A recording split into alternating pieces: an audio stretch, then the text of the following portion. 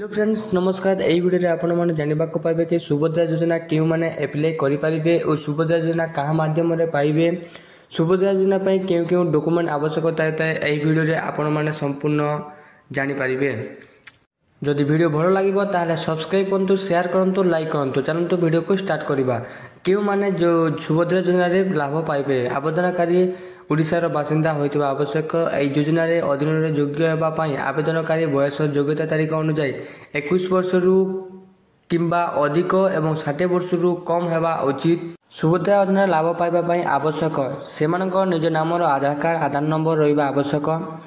से माने mobile number आधार card सहित लिंक करवा आवश्यक। से एक बैंक अकाउंट थी जहाँकि डीबीटी लिंक थिबा आवश्यक। जदि हिताधिकारी पाखे आधार नंबर ना कि आधार कार्ड रे तथ्य मेल खाऊना तेरे आधार अधीन निजक पंजीकरण करने को पड़ो कि आवश्यक अनुजाई तथ्य संशोधन करने पड़ो। जदि हिताधिकारी एक साधारण सक्षम डीबीटी सक्षम बैंक अकाउंट ना ताहले गोटे बैंक अकाउंट खोलने को पड़ो। 2024-25 आर्थिक वर्षर अनुमोदन तारीख निर्विशेष समस्त हिताधिकारी योजना शुभारंभ तारीख ठारू सुभद्रा अधीन 10,000 टंकार संपूर्ण लाभ पाइबे।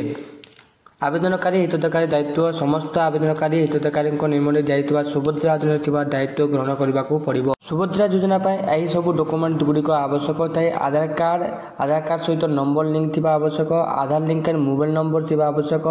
गोटे पासबुक दरकार। आधार कार्ड सहित डीबीटी लिंक पासबुक आवश्यक होता है। जदि आपण पाखरे जदि बैंक को जाई डीबीटी लिंक करें ना ताहले आपण पाखरे थिबा पोस्टाल बैंक को जाई गोटे post payment bank passbook T खोली दिंतु से ऑटोमेटिक डीबीटी लिंक इनेबल हो जाए।